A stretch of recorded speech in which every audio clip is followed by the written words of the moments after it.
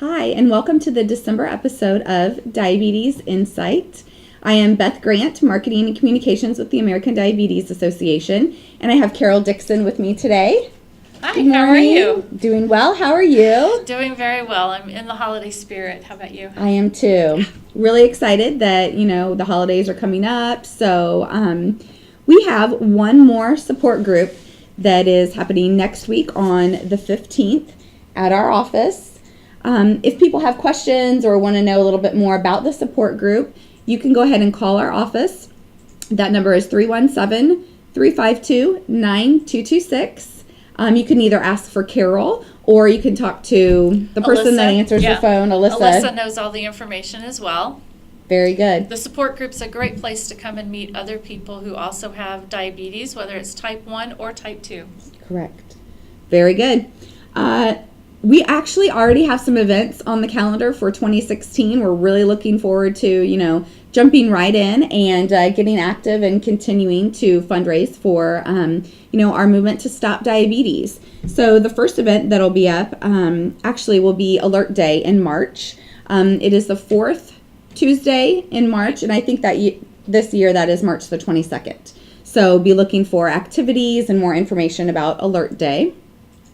Then we will have Kiss a Pig in April 12th. It's a Tuesday. If you know somebody who would like to be a candidate to possibly kiss a pig, center court of a Pacers game on April 12th, then give our office a call. We are getting candidates together right now, and you'll start your fundraising campaign. And again, the number is 317-352-9226. Then in June, we have our Tour de Cure event, which is our cycling event at the Indianapolis Motor Speedway.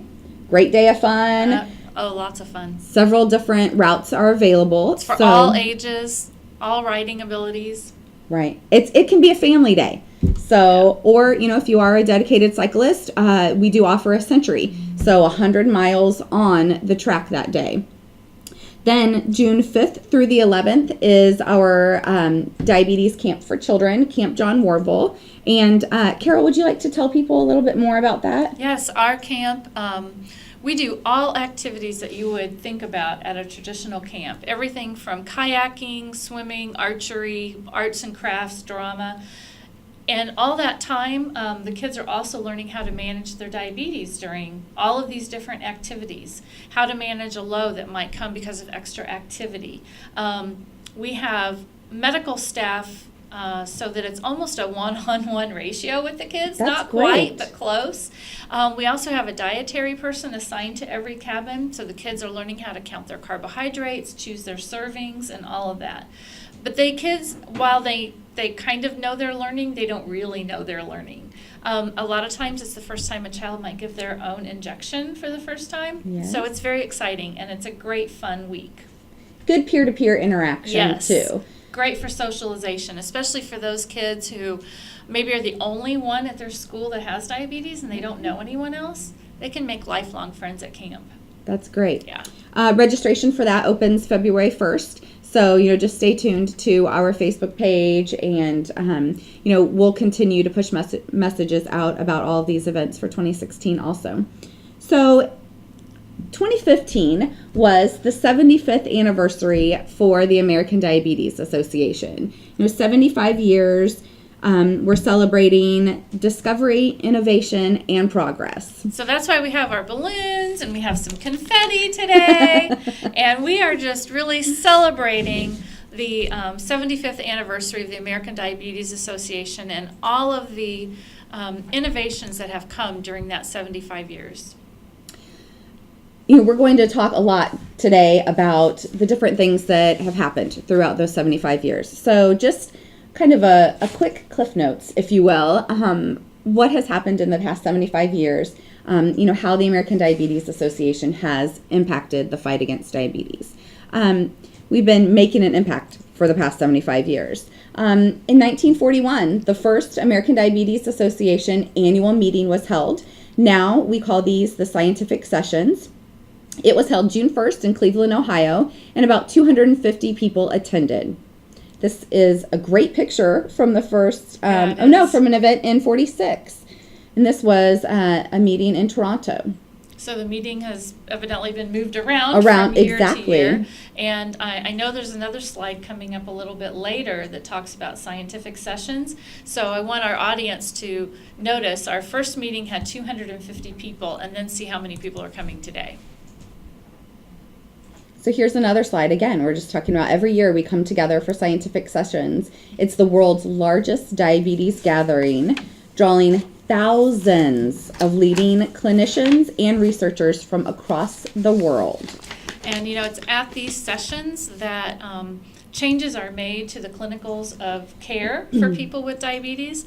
And the American Diabetes Association is the organization that sets those standards that all of our healthcare professionals use. It's fantastic. So in 1949, one of the first American Diabetes Association affiliates sponsored a camp, Camp Seal Harris, and it was held in Alabama. And now we have around 75 camps throughout the United States for children with diabetes, and it's one of the most coveted things that we do as far as service to our kids. Okay. Oh, more great photos of camp.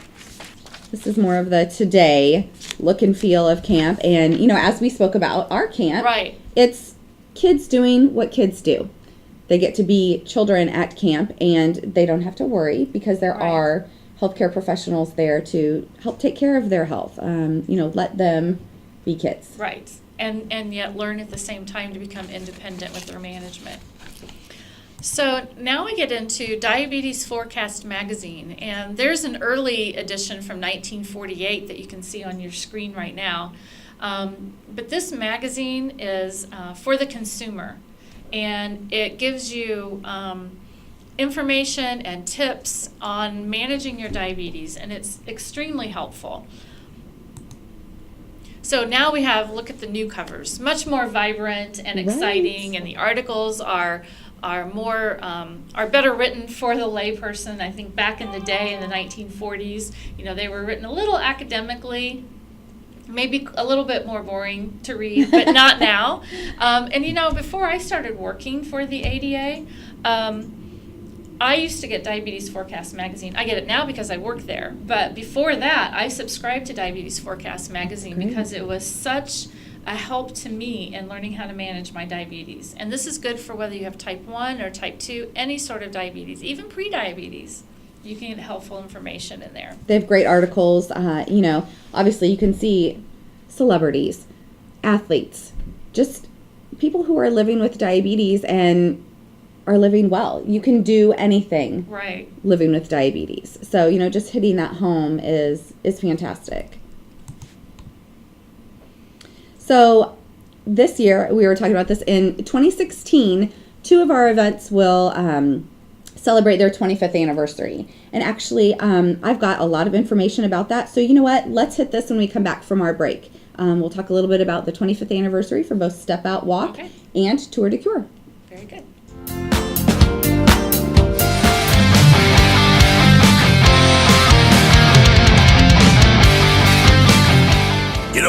When Margaret and I decided to sell the old estate here, we had only one choice in signage: Logan Street signs and banners. Conveniently not located on Logan Street anymore, but rather located on 10th Street on the south side of Noblesville. Well, we sold the old beauty, and we were able to buy this wonderful estate. And we had so much money left over, I was able to buy this beautiful 1968 Eldorado Cadillac for Margaret. Only 472,000 miles. Margaret loves it because it's got those big seats and that heavy-duty suspension to support her svelte frame. Next time you're looking for signs or banners, call old Jim at Logan Street Signs and Banners, 773-7200. Conveniently not located on Logan Street anymore. Everyone knows it's easy to find first-run movies in the big theaters. But where can you go to watch your favorite classic movies on the big screen for the perfect night out? Why rent a flick when you can rent the entire theater? Call today to reserve our 32-seat theater for your next event, or just stop by to see what's showing this weekend.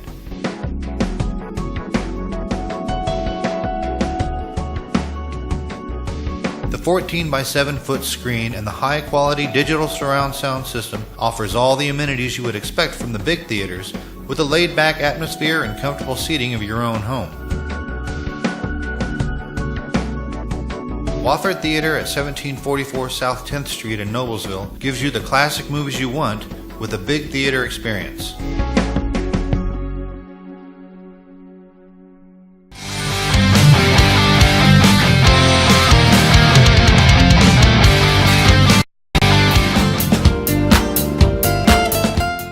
Hi, and welcome back.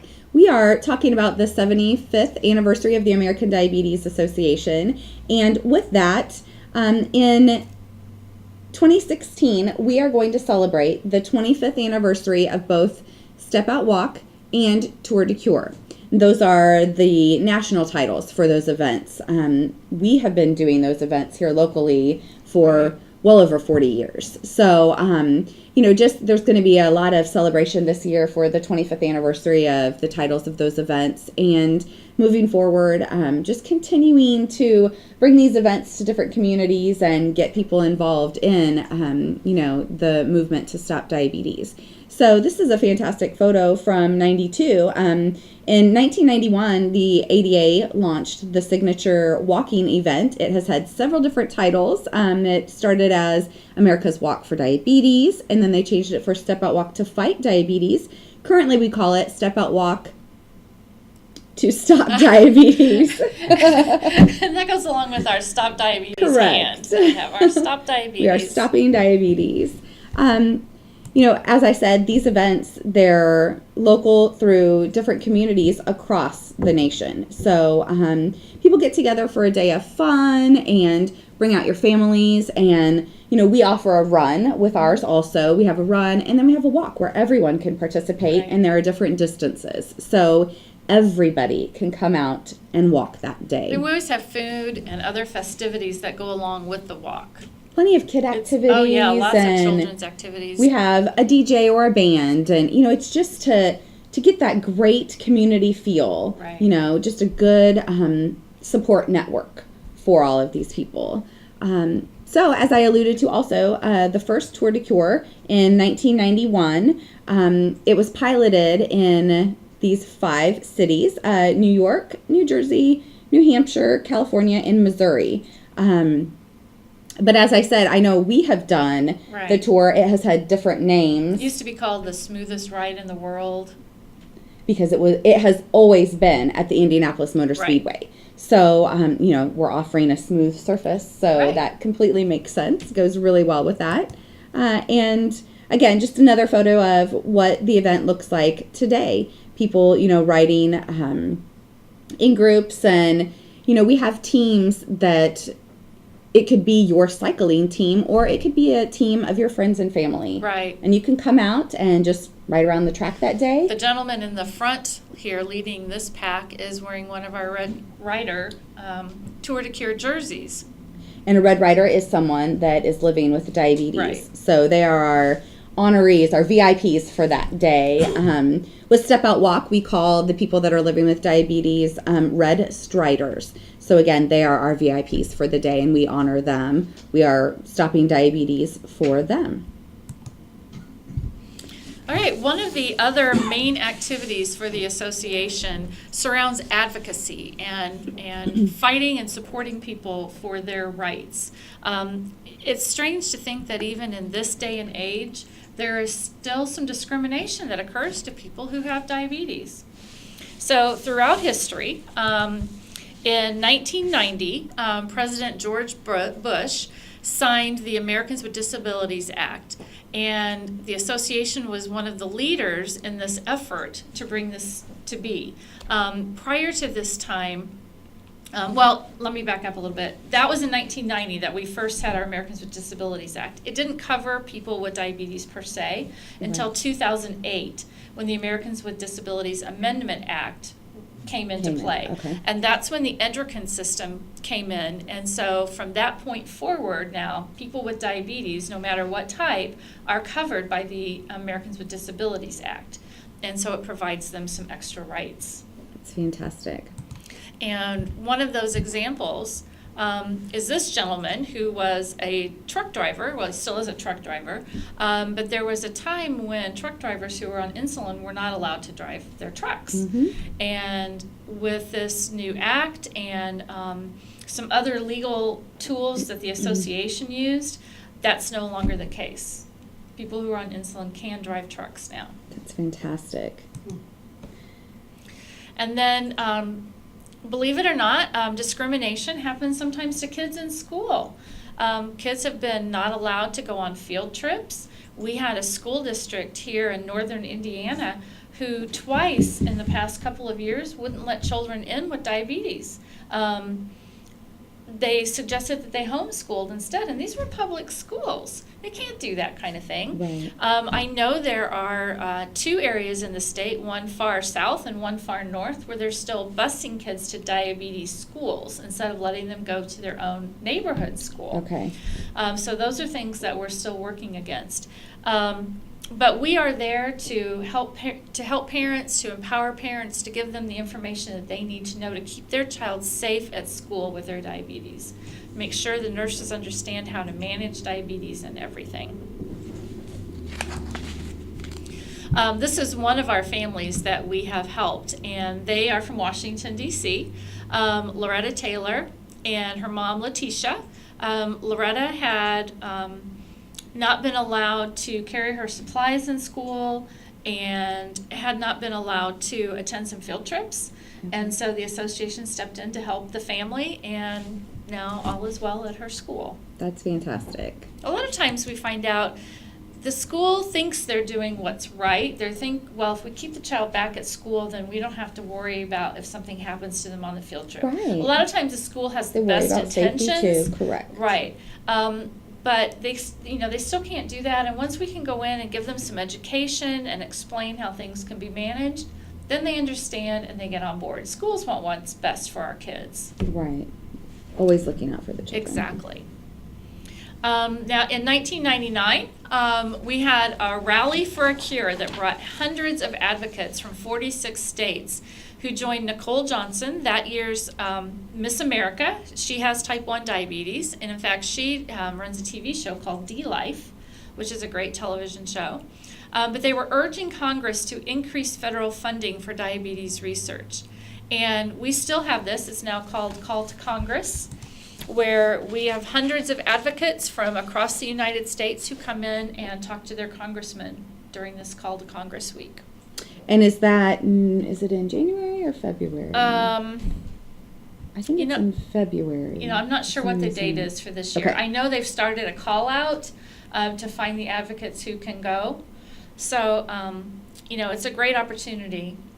It's fantastic. It's time to get in there with your congressman, Right. whoever is representing your area. Right. So it's a great time to get some one-on-one and, put a face to diabetes. Right. Let them know who is living in their state, in their area with diabetes. And, So, without our legislators and congressmen hearing from us, they don't know how important diabetes research may be. Right. And that they need to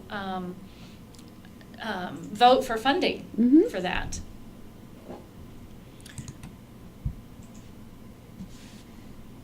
So prior to 2014, people with diabetes could be excluded from health insurance. It was one of those coexisting conditions. And if you had diabetes, then you could be denied health insurance. And that is now no longer the case.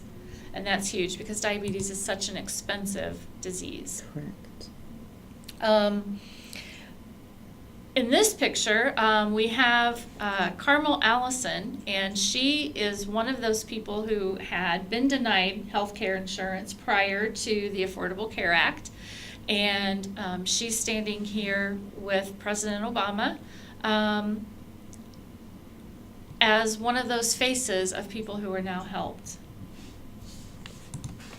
Fantastic. All right. So as we also talked about, investing in research, we're going to go ahead and take a really quick break, and then we'll come back and Yes. talk about the research and scientific breakthroughs that the American Diabetes Association does. Very good.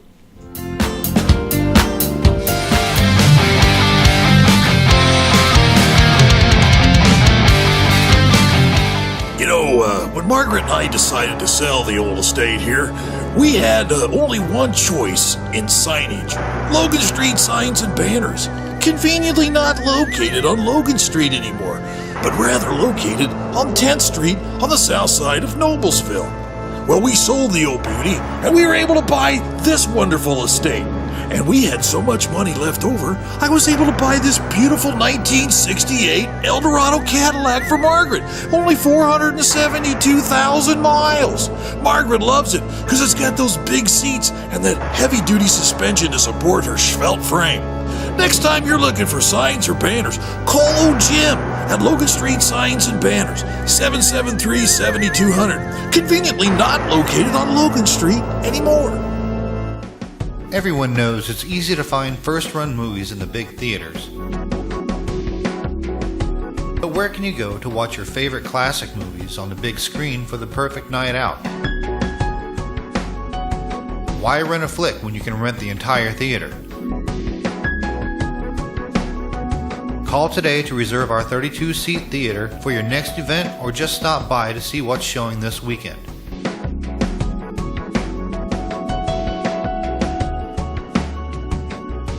The 14 by 7 foot screen and the high quality digital surround sound system offers all the amenities you would expect from the big theaters, with a laid back atmosphere and comfortable seating of your own home. Wofford Theater at 1744 South 10th Street in Noblesville gives you the classic movies you want with a big theater experience.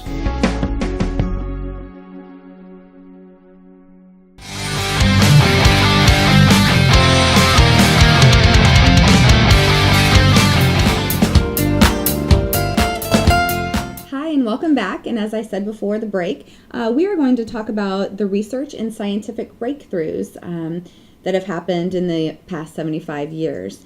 In 1921, Dr. Banting and Dr. Best were the first to discover how to purify insulin, and they demonstrated that. It reversed hyperglycemia in dogs with diabetes. Right. So an interesting study that, correlated back to people living with diabetes. And we really credit Banting and Best for their discovery leading to using insulin for, humans living with diabetes. Well, and the insulin that they were purifying was not the synthetic insulins like we have today. They were using insulin from pigs and cows. Fantastic. Very interesting. So right here, a little photo of Dr. Salvador, and he is supported by the association's Postdoctoral Fellowship Award. We talk a lot about the monies that are raised and how they are going to research. So, just some of those fellowships and research opportunities that the ADA supports when you are donating and raising money. In 59 here, Dr. Yallo, she was working in conjunction with Dr. Burson to develop an assay? An assay? Is that how you say it? An assay to detect insulin that led to the discovery of distinct types of diabetes. So the difference between type 1 and type 2? Exactly. Before this time, they just knew that some people could extend the length of time that they lived or the delay of complications, and they didn't realize, that was a type 2 diabetes as opposed to a type 1 that hit somebody much more impactfully earlier. That's fantastic. Then this is a photo from the Pathway to Stop Diabetes. It provides substantial financial and mentoring support to early career scientists and established investigators who are new to diabetes research. So, again, just hitting home with that research and letting you know, hey, it's out there, and we're supporting the researchers, whether they're a seasoned professional or, they are new to the diabetes research. It goes along with our three main tenets of the American Diabetes Association: information, research, and advocacy. Great.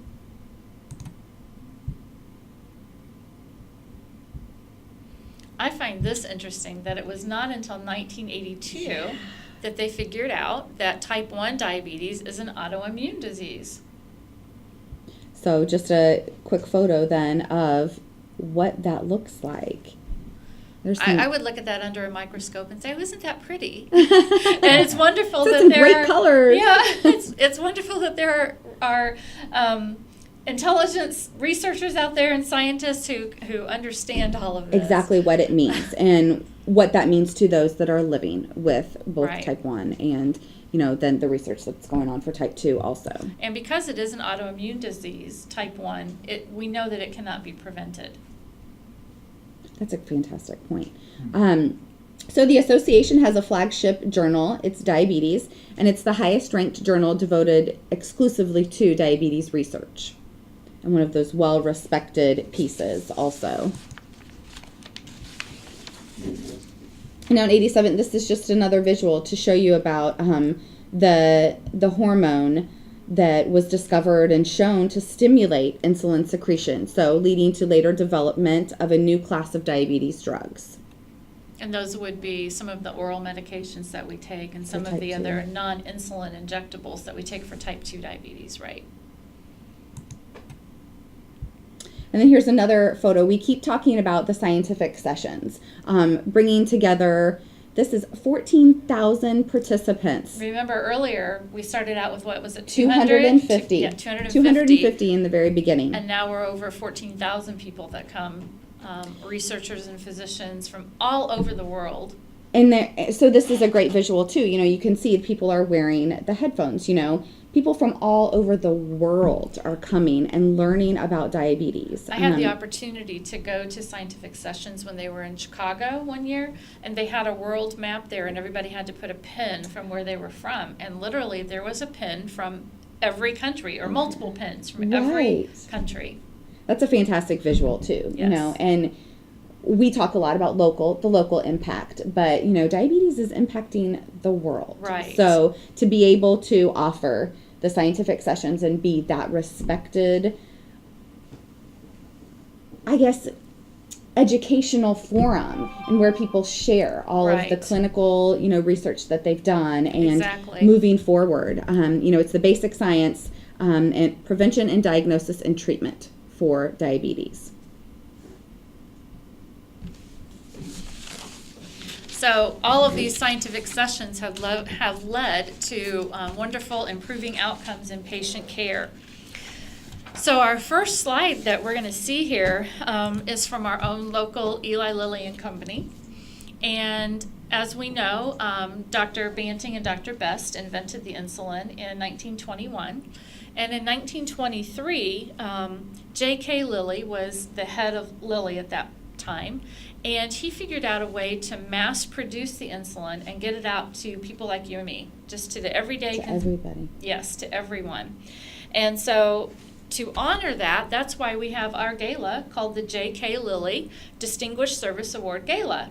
So we honor someone who has made great strides in diabetes research, advocacy, education, in some format.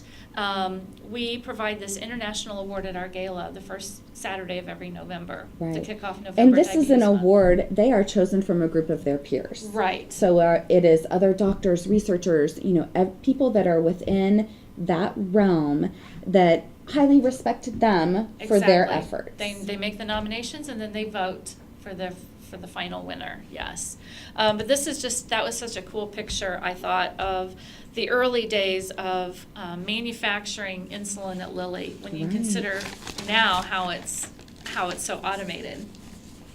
And then we go with Diabetes Forecast again. And Diabetes Forecast once a year does a consumer version, consumer guide, where you can read about all of the latest and greatest new products that are out there to help you with management. This is fun. I really didn't know this until we started talking either. about our 75th anniversary, but the American Diabetes Association is credited with designing the first standardized insulin syringe, which reduced insulin dosing errors. That's fantastic. So again, the American Diabetes Association, we publish and distribute annual updates of the gold standard of evidence based on recommendations from clinical diabetes care. And that's just what you had spoken about earlier, that, you know, the diabetes care, the standards of medical care come from the American Diabetes Association. Right. And is that something that's updated yearly? Yearly. It's updated every year. Here we have our blood glucose self-monitoring. It was not introduced until 1969. You know, that really wasn't that long ago. No. And in 1970, the Ames company first developed the blood glucose meter. And the inventor of that, her name is Helen Free, Dr. Free, and she lives in northern Indiana, and that's pretty exciting. She's 90 years old, but still just as active as she ever was. And she got to come to camp this summer and meet some of our kids, and they were thrilled to meet her because the blood glucose monitor has made... It's completely changed the way you live. Absolutely. That's fantastic. So in 1995, metformin was approved in the U.S. as it was only the second oral diabetes medication available at that time. And metformin is still that first, usually go-to medicine for someone with type 2 diabetes. In some cases, type 1 diabetics will also use metformin for various reasons. Very good.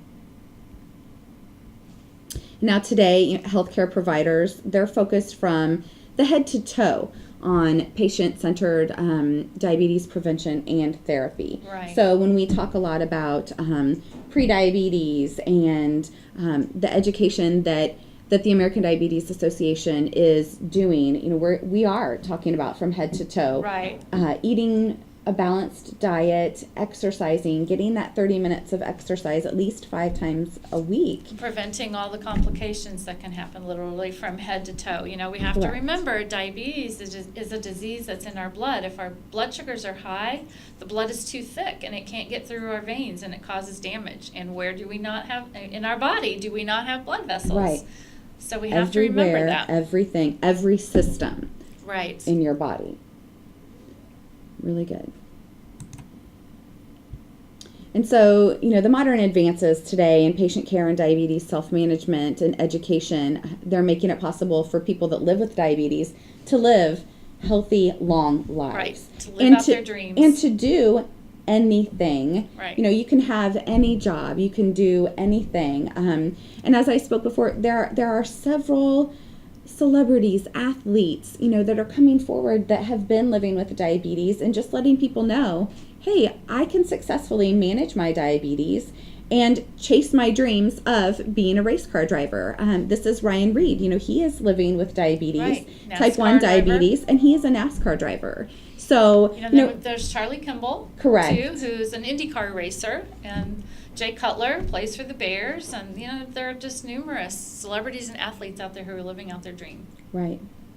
So they're fantastic, you know, for children, and they're great advocates for the American Diabetes Association, and, you know, just teaching people, again, we just keep saying that you can live healthy with diabetes. Right. Controlled and, you know, diabetes. And it's been all these advances that have come about through the ADA's 75th anniversary, through our 75 years in existence, because, you know, that maybe 30, 40 years ago, some of these dreams wouldn't have come true. Right. So we keep moving forward. Correct. Well, we thank you for joining us. Yes, and we've had a fun celebration. We're going to throw up the confetti again because, you know, it's very exciting for us to celebrate our 75th anniversary. And the next time we see you, it will be 2016. That's right. So thank you for joining us. Another great, successful year in 2015. Happy holidays, and we will see you in the new year. That's right.